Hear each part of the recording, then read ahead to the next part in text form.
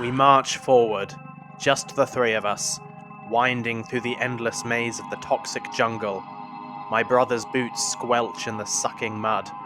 Pools of dark, liquid earth cast with a purple, oily sheen. Unnatural, and yet completely normal, as common as the sporous air we cannot breathe. We've walked this way so many days the seasons have twice changed on us, bringing unbearable heat, then monsoon rains.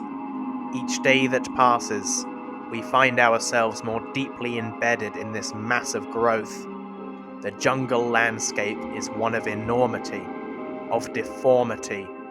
It wriggles with mutated creatures of every dimension, from minuscule and breathtakingly delicate blossoms to unsightly winged insects the size of a hound. They see us, but don't attack so long as we don't strike first. The trees, however, shimmer with poisonous intent, ready to strike down the next human to disobey their new world order. I gaze upward toward the vast canopy, so high it's invisible, so dense it prevents sunlight from touching the ground. These trees reach heights never before achieved by another species. They remind me I'm small enough not to matter, that the things I want won't cause even a flutter in the undergrowth. Wilderness on a global scale has put us back in our place. Even now, so late in this game of life versus life, it's impossible to say whether Homo sapiens were ever winners, or simply losers on a short winning streak. They may have ruled the planet for a few centuries, but even years numbering in the thousands barely surpass infancy in a forest. Humans had their chance at stewardship, but failed so epically they were forcibly removed from the planet. The Earth was embraced by new gods that spoke an ancient language long forgotten by humans.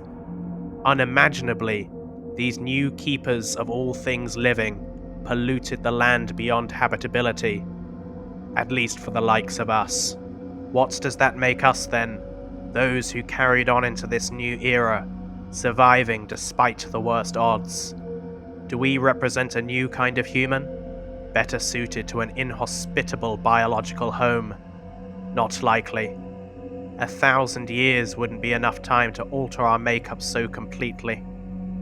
Stories tell of a few awakened to the impending destruction of our kind, who prepared for the inevitable consequences of bad behavior.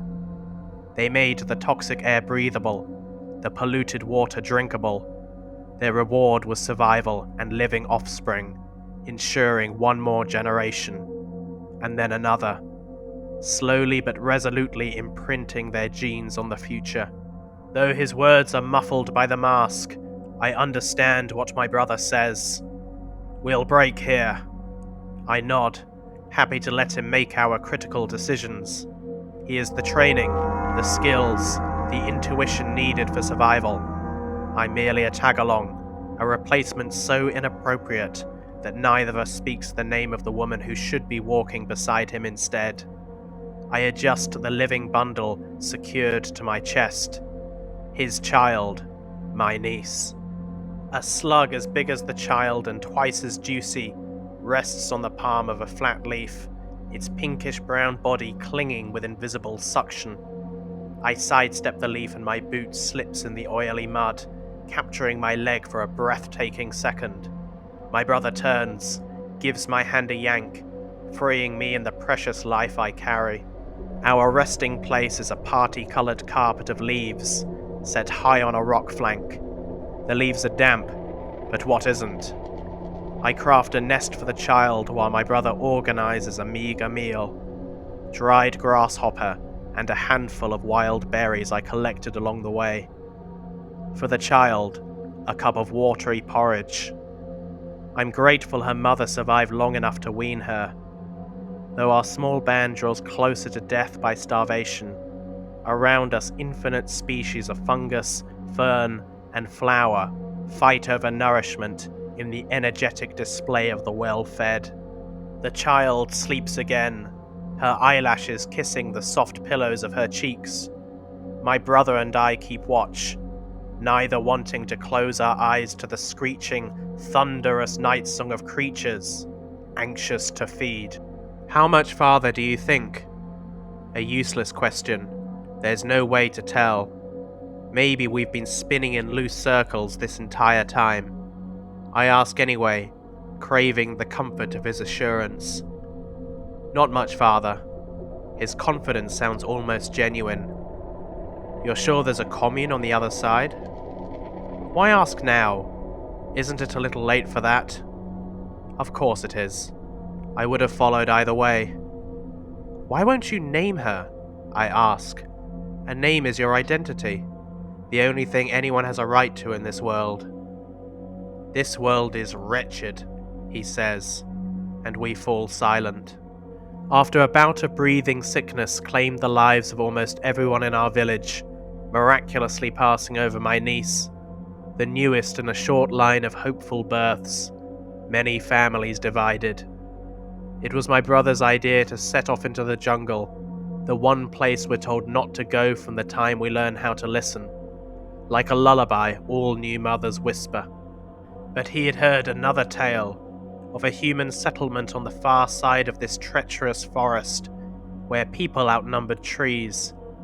The thought seems inconceivable, so unlike the world I've known. In the past, people lived in groups so large it was impossible to know every neighbor, or so they say. I can't imagine how such a group could feed itself. Then again, the soil was unspoiled back then, before plants developed a killing urge designed to exterminate the human species. I lay my head against the craggy bark of a tree, one I pray wishes us no harm. Will we disappear into a jungle as big as the earth? Or will we make it out? Who's to judge but the new gods?